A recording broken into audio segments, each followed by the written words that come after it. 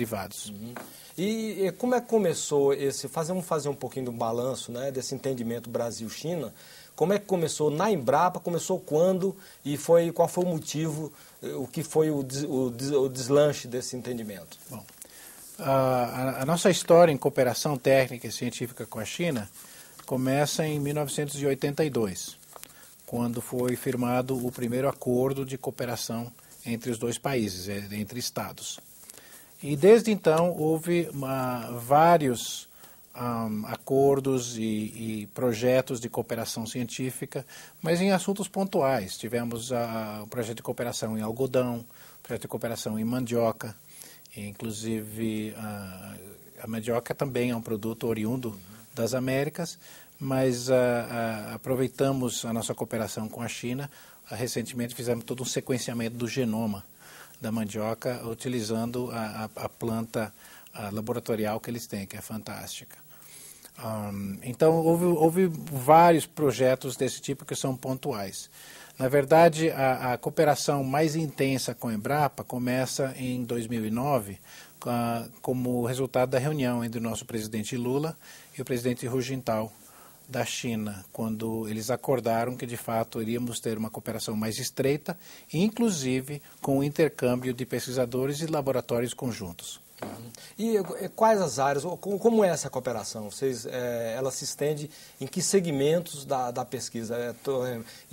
Vai estudantes daqui para lá, ou cientistas daqui para lá, nós recebemos cientistas deles. Em que nível se dá essa cooperação? Bom, a cooperação pontual que eu venho falando tem envolvido a troca de pesquisadores com estadias curtas de 1 a 3 meses de pesquisadores brasileiros na China e vice-versa em laboratórios brasileiros. E também com o intercâmbio de materiais e reagentes e coisas desse gênero, né? Principalmente material genético. A partir do comunicado conjunto do presidente Lula e do presidente Hu Jintao, começamos a negociação de estabelecer laboratórios conjuntos, certo? E, inclusive, isso culminou agora há pouco tempo com a visita da presidenta Dilma. Eu estive na China com a delegação e nosso presidente Pedro Arraiz também foi, e inauguramos o primeiro laboratório virtual no exterior na China, que é o LabX, certo? Então, dentro do LabX podemos contemplar uma série de atividades. Um laboratório, para nós é um laboratório virtual, porque não temos uma estrutura física nossa, nós trabalhamos dentro de laboratórios das instituições chinesas, mas colocamos pesquisadores lá para trabalhar em áreas específicas. E eles têm, obviamente, o mesmo interesse em colocar pesquisadores chineses nos nossos laboratórios. Quer dizer, o que é um laboratório virtual? Isso dá uma ideia melhor para a gente. Quer dizer, existe um laboratório, alguma coisa física lá, ou é apenas troca por computador de experiências, de informações? Não. É uma troca de pessoas físicas. Então, por exemplo, uma das áreas que é muito interessante de colaboração é na biotecnologia. Certo? Os chineses têm investido muitos bilhões, centenas de bilhões de dólares em estrutura, em infraestrutura laboratorial, de equipamentos de ponta e tal. Coisa que o Brasil não possui, essa estrutura. Então, para nós é interessante essa colaboração, porque nós podemos colocar um cientista nosso para trabalhar na bancada dentro de um laboratório chinês. E assim, já existe algum resultado disso? Porque não é o primeiro laboratório virtual que vocês montam, já montaram em outros países. Sim. Né? Qual é o resultado concreto, prático, dessa experiência do laboratório virtual? Olha, nós temos LabX, que é o nosso nome para esses laboratórios. Começou com os Estados Unidos, trabalhando em colaboração com o Departamento de Agricultura americano. E a partir dessa experiência montamos um na União Europeia, baseado em Montpellier, na França, e recentemente também colocamos um na Coreia do Sul. Então o LabX China é o 4º LabX que nós estabelecemos no mundo inteiro.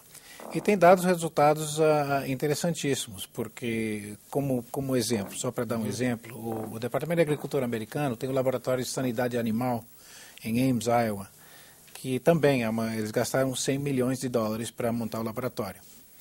Então, para nós é muito mais interessante colocar uma pesquisadora nossa dentro do laboratório deles do que tentar reproduzir um laboratório desses no Brasil. Então, durante o período que a pesquisadora estava nesse laboratório, é que surgiu a gripe asiática, certo? E a aviária, né? Gripe aviária da Ásia. E ela participou da equipe que desenvolveu a vacina para isso. Certo? Então, o Brasil teve acesso imediato a um trabalho de ponta que estava sendo feito no laboratório dos Estados Unidos, mas com a participação dos nossos pesquisadores.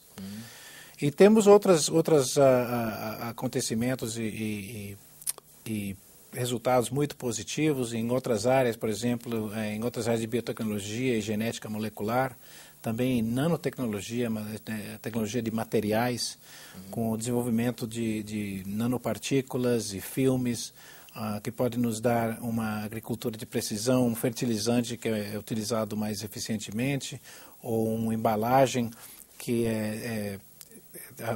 aumenta a vida de prateleira dos alimentos, uma gama de produtos e resultados que é muito interessante. Quanto custa montar um desses laboratórios e qual é o retorno em termos na produção que possibilita a pesquisa gerada dentro desse laboratório? Bom, eu acho que eu vou, se você me permitir, eu vou responder as perguntas ao contrário. Sim. Tá? Recentemente a SGE, a Secretaria de Gestão Estratégica da Embrapa, concluiu o estudo do balanço social de 2010. E nesse estudo nós pudemos quantificar, confirmando o resultado de anos anteriores, que o retorno para a sociedade brasileira de pesquisa para a agropecuária é na ordem de 10:1. Ou seja, para cada real investido em pesquisa agropecuária, a sociedade brasileira tem um retorno de R$10. Certo? Isso é feito usando modelos econométricos bem embasados e respeitados no mundo inteiro. Isso é no geral. Agora, quando a gente monta um Labex, o custo, como você perguntou, lá na China vai ser de mais ou menos $150 mil, o nosso custo fixo. Mas a expectativa é que o retorno seja muito maior do que 10:1. Por quê? Porque o Labex é montado de uma forma muito estratégica para aproveitar algum recurso, algum material que existe lá fora que nós não temos aqui. Então, se nós fôssemos reproduzir esse laboratório no Brasil, o custo seria muito maior. Então, nós consideramos que é um investimento muito bem feito.